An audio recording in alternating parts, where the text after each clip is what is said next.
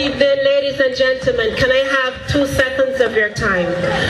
I need to ask the Creator for some guidance. 2 seconds. Heavenly Father, I thank you for our spared, kept, and preserved lives. I thank you for bringing us here tonight safely. May the meditation of my heart and the words that come from my mouth be acceptable in thy sight, dear God. I thank you.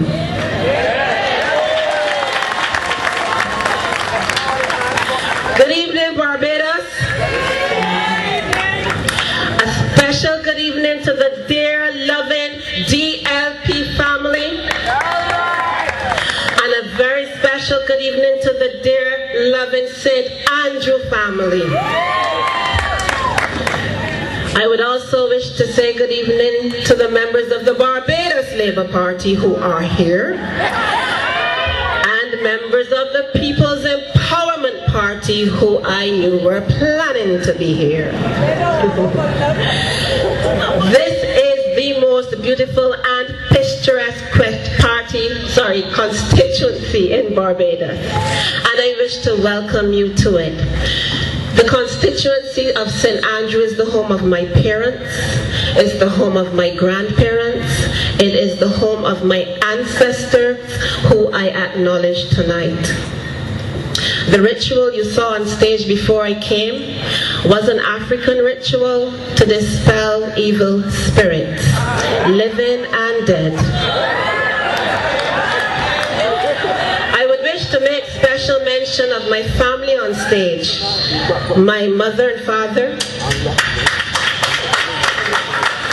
Randall, Ursel, that is familiarly known as Sandy. Then we have a second Sandy, my Uncle Vern, and his wife, Melba, who is also my mother's cousin, and my Aunt Amy, who people say I look like, my dad's younger sister. From St. Simon, St. Andrew, everyone from St. Andrew. Ladies and gentlemen, I don't know about you, but I believe that nothing is a coincidence. I firmly believe, and I truly have lived it, that our steps are ordered. Sometimes my actions may seem strange to people, and many times I cannot explain what I do, but I move with my gut. When my gut tells me do it, I do it. It's called the inner voice. It is only when certain things begin to unfold that you realize that the step you took was the best step. Follow me with this. In October 2005, October 18th to be exact, I sat in my office at the credit union and called my closest work colleague and told her, "Are you ready to leave?" She seemed ready to go home for the day. I said, "No, I am ready to leave in here." She said, "Irene, you don't feel good?" I said, "I am ready to leave this place." She said, "Woman, you mad? Oh, you just come up with these things. Leave and go where?"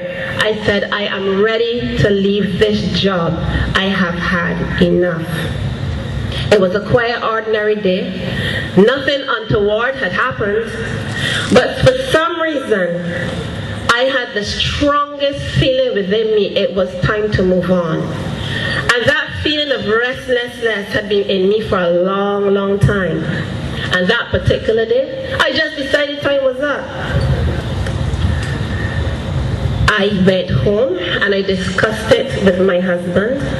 And the next day, I made plans to leave that environment.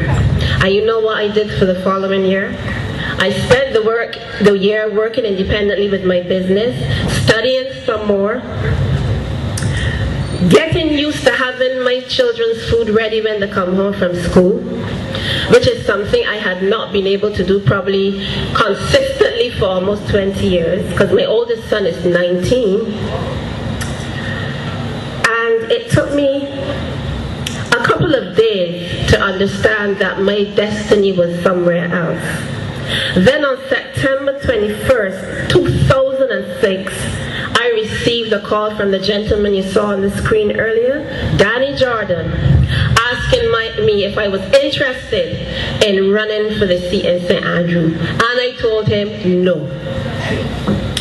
And then the calls started coming from every single person you could imagine who I feel Danny told to see if they could put pressure to bear on me. After a couple of days of no food, frequent trips to the bathroom, sleepless nights rolling it over in my head over and over again, I decided, you know what, I'm going to do it. Again, my gut feeling. And 1 month later, in October 2006, and almost a year to the day that I left the credit union, I was ratified by the Democratic Labour Party to run for the seat in St. Andrew.